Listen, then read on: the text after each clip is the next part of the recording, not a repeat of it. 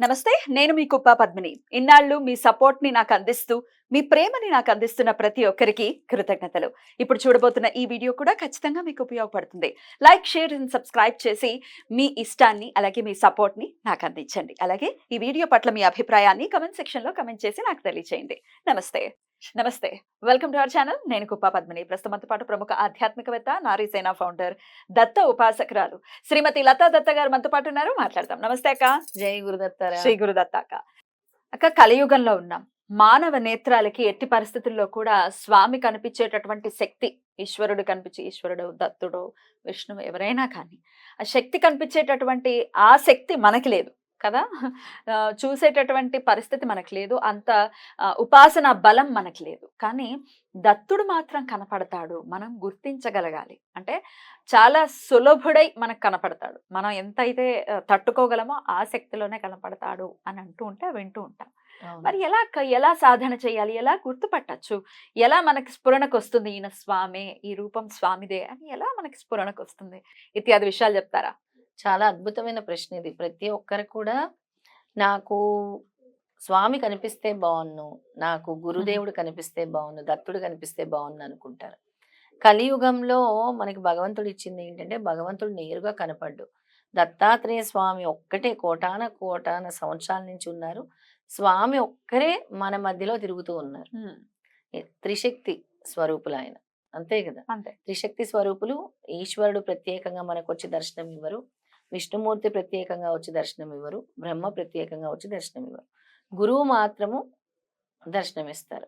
గురువుని ఎంత నమ్మకంతో నువ్వు పట్టుకుంటే అంత దర్శనం. నమ్మకంతో పట్టుకోవడము అంటే గురువుకి సరెండర్ అవ్వాలి, విశ్వసించాలి, గురువుని నమ్మాలి.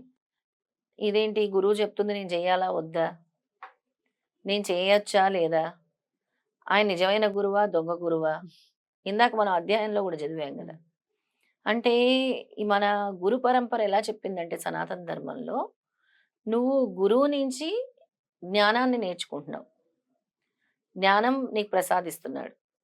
గురువుకి నీవు చేసిన నమస్కారము అది స్వయంగా ఆదిగురు దత్తాత్రేయ స్వామికి వెళ్తుంది. ఆదిగురు దత్తాత్రేయ స్వామి అంటే జ్ఞాన ప్రదాత. ఆయనకి మించిన జ్ఞాన ప్రదాత ఎవరూ లేరనిపిస్తుంది ఈ భూలోకంలో. అంత త్రిగుణాత్మక శక్తి ఆయన. ఆయన దత్తం అంటే భక్తుడి కోసం ఆయన దత్తం అయిపోతాడు, ఇంకంతే. ఆ పేరులోనే ఉంది దత్తం. దత్తం అయిపోతాడు అనమాట. ఎవరైతే సర్వ శరణాగతి, అన్యదా శరణం నాస్తి స్వామి, నాకు మీరు తప్పించి వేరే దిక్కు లేదు, లేదా మీరే నన్ను ఈ సమస్య నుంచి బయటపడేయాలి, లేదా శుద్ధిగా నమ్మటం ఆయన కంప్లీట్ గా మీరే నన్ను ఇప్పుడు కాపాడాలి, మీరే నాకు ఇచ్చే, నాకు అలా కాపాడుతూనే నాకు తెలియదు స్వామి, నేను చేస్తున్నాను మీ సేవ, మరి మీకు లేదా బాధ్యత, మీరు నన్ను కాపాడరా అని ఆర్తితో అడిగితే ఎన్నో సందర్భాల్లో చేశారు స్వామి. ఎన్నో సందర్భాల్లో. మొన్న నాకు ఒక పెద్ద సమస్య వచ్చింది. అంటే పెద్ద సమస్య రీసెంట్ గా. మనమే ఏదో ఒకటి, మనకి ఏదో ఒక అవసరం ఉంటుంది, ఏదో చేస్తాము, ఒక గోల్డ్ లోన్ ఏదో పెడతాము, అలా మనకు సమయానికి చేతిలో డబ్బులు ఉంటాయి, ఉండకపోతాయి, ఏదో ఎక్కడో దానికి కట్టాల్సి వస్తుంది మనకి. ఏంటి ఆ సమయంలో, స్వామి నీకు తెలీదా నా దగ్గర ఏముందో, నా వస్తువు ఉంచాలనుకుంటే నువ్వు ఉంచుతావు, లేదు అది కాదు నాది కాదంటే నువ్వు తీసేస్తావు. నేను ఇలాగే అనుకున్నాను పద్మిని, ఇలాగే అనుకున్నాను, ఇలా అనుకున్నాను. స్వామి దారి చూపించి దాన్నే మళ్ళీ, అంటే ఎవరైనా నమ్ముతారు ఇలాంటి విషయాలు, అవి మనకు అనుభవపూర్వకంగా జరిగితేనే నమ్ముతారు. ఎలాగంటే మళ్ళీ నేను వాళ్ళు నాకు ఫోన్ చేయటం, మళ్ళీ దానికి టాపప్ వస్తుందంటాం, ఇంకొంచెం కడితే అవుతుందంటాం. అంటే ఇలాంటి విషయాలకు కూడా స్వామిని మీరు నమస్కరిస్తారా అంటే, ప్రతి విషయంలో ఇంకా ఆయనకు సరెండర్ అయిపోతే ప్రతి విషయం ఆయనకే చెప్పుకుంటాం. అంతే కదా. కష్టమైన సుఖమైన ఆయనతో ప్రతి విషయం. అసలు నిజం చెప్పాలంటే తిండి నిద్ర దగ్గర నుంచి కూడా ఆయనకే చెప్పుకోవాలి. ఒక విధంగా స్వామి నాకు నిద్ర వస్తుంది పడుకుంటాను అనే వాళ్ళు కూడా ఉంటారు. అంటే అంత సరెండర్ అయిపోతాం. స్వామి నేను ఇప్పుడు భోజనం చేస్తున్నాను నాయన, నేను తలుచుకుంటా. నేను ఎప్పుడో విన్నాను, ఇంట్లో నుంచి బయటికి వెళ్ళేటప్పుడు కృష్ణుడికి చెప్పండి, కృష్ణుడిని రమ్మనండి అని విన్నాను. అది నాకు ఎంత మనసులో అది విన్న వెంటనే లోపలే ఉండిపోయింది. ఇంకా అది బయటికి వెళ్ళట్లేదు అసలు. వెళ్ళదు. సో ఇంట్లో నుంచి బయటకు వెళ్తున్నప్పుడు ఫస్ట్ కృష్ణుడి పాదాలకి రాధమ్మ తల్లికి దండం పెట్టుకుని కృష్ణ పద అని అంటాను నేను. ఆ, కృష్ణ పద అంటే ఆయన ఇదంతా నాతోనే ఉంటాడు. కృష్ణుడు అంటే ఇంకా విష్ణుమూర్తి, విష్ణుమూర్తి అంటే దత్తుడే. దత్తుడు. ఇంకా అంతే, ఆయనే గురువు. నేను అలాగే చెప్పాను, దత్త మీరు వస్తున్నారు నాతో, మీరు నాతో ప్రయాణిస్తున్నారు, మీరు నాతో కూర్చుంటున్నారు, Yeah. మీరు నాతోనే ఉంటున్నారు, Yeah. నా ఆత్మలో మీరే ఉన్నారు. అలా భావించాలంటే సర్వం ఎంత సరెండర్ అయితే Yeah. ఆయన మనకు అంత దగ్గరగా ఉంటారు. పరీక్షలు అనేవి కూడా ఉంటుంటాయి స్వామితో. కానీ నువ్వు సరెండర్ అవ్వకుండా ఏదైనా ఈజీగా వచ్చేయాలి నాకు. స్వామి ఊరికే కనబడాలి అంటే కనబడరు. ఎంత పరితపించాలి స్వామిని. Ah. స్వామి కోసం ఎంత పరితపించాలి, ఎంత ప్రేమించాలి, ఎంత సాధన చేయాలి, Ah. ఎంత నిన్ను నువ్వు మార్చుకోవాలి, ఒక ప్యూర్ సోల్ అవ్వాలి అని అంటే చాలా త్యజించాలి. డెఫినెట్లీ. ఎన్నిటికో మనం దూరం అవ్వాలి. మరి ఇంతకీ ఎలా సాధన చేయాలక్క? ఇప్పుడైతే ఇట్లా నమ్మటం, సర్వస్య శరణాగతి చేయటము, త్రికరణ శుద్ధిగా ఆయన నమ్మటం అనేది చేస్తాం. ఇంకా అసలు అలా చెయ్యాలి అంటే ఫస్ట్ స్టెప్ ఆయన నామస్మరణ జరగటం కదా. ఏదో పూజ చేసినప్పుడు కాకుండా ప్రతినిత్యం మనసులో స్మరణ జరుగుతూనే ఉండాలి కదా. దాంతోపాటు ఎలా తెలుస్తుంది ఈయన ఆయనే, ఈయన ఖచ్చితంగా స్వామి రూపంలో వచ్చారు అని ఎలా? ఖచ్చితంగా తెలుసుకోగలిగే శక్తి కూడా స్వామి ఇస్తారు ఇస్తారు. పద్మిని. మనం పెట్టాం గుర్తుందా, దత్త నామ కోటి మహాయజ్ఞం. నామయ మహాయజ్ఞం. దాని గురించి కూడా మనం ఒక ఎపిసోడ్ చేయాలి త్వరలో.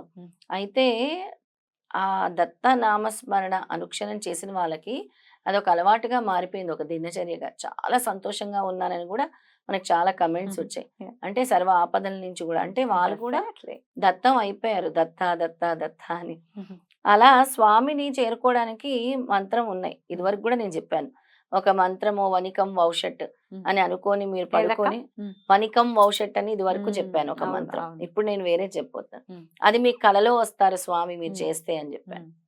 కలలో కాదు పద్మిని, అది ఎక్కడికైనా వెళ్ళి కూర్చొని ఒక ప్రశాంతమైన వాతావరణం, ఒక క్షేత్రం, దత్తక్షేత్రం, ఎక్కడైతే ఆయన శక్తులు, ప్రాణశక్తులు అన్నీ కూడా ఉన్నాయో, అంటే జాగృతం అవుతూ ఉన్నాయి, అక్కడ కూర్చొని సాధన చేస్తే భూత భవిష్యత్తు వర్తమానాలు కూడా ఆయన తెలియజేస్తారు.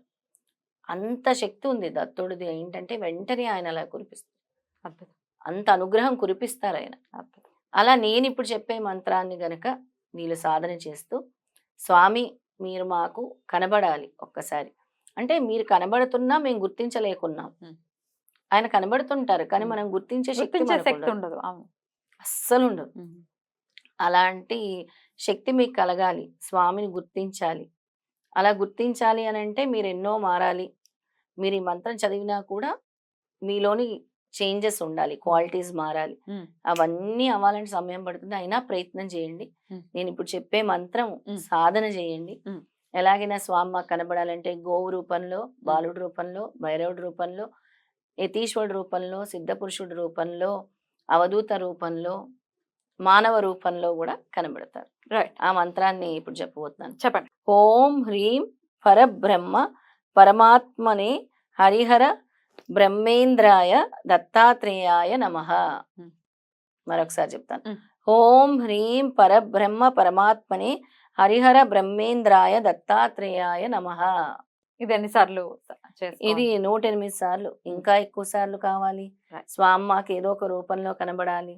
ఆ రూపంలో కనబడినప్పుడు మేము గుర్తించాలి స్వామిని, ఆయన అనుగ్రహం మాకు కావాలి అనుకునే వాళ్ళు ఎన్నిసార్లైనా చేయొచ్చు. బ్యూటిఫుల్ అక్క. డెఫినెట్ గా సాధన చేస్తూ ఓన్లీ ఈతి బాధలకి ఆయనని స్వామి నాకు ఈ కష్టం తీర్చు, నాకు ఈ కోరిక తీర్చు కాదు, ఆయన మీద ప్రేమ ఉంటేనే ఇది మనం చేరుకోగలమా, దీని ఒకసారి ట్రై చేద్దామనే ఖచ్చితంగా ఆలోచన. అవునవును, ఆయన చూడాలి అనే కోరిక ఉంటుంది చూసారా, అందరికీ ఉంటది. నాకు ఒక్కసారి భగవంతుడు కల్పిస్తే బాగుండు, ఏదో ఒక రూపంలో ఆయన దర్శనం ఇస్తే బాగుండు అని. అలా నేను ఎప్పుడు ఆయన అలాగే పిలుస్తూనే ఉంటాను. స్వామి మీరు ఉన్నారా, స్వామి వతులు పెడతాము, గురు చరిత్ర పారాయణం జరుగుతూ ఉంటుందో 7 రోజులు కూడా వివిధ రూపాల్లో స్వామి వస్తున్నారు అక్కడ. బ్యూటిఫుల్. చాలా చాలా అద్భుతమైనటువంటి విషయాన్ని మాకు తెలియజేశారు. కృతజ్ఞతలక్క. నమస్తే. జై గురుదత్త. శ్రీ గురుదత్త.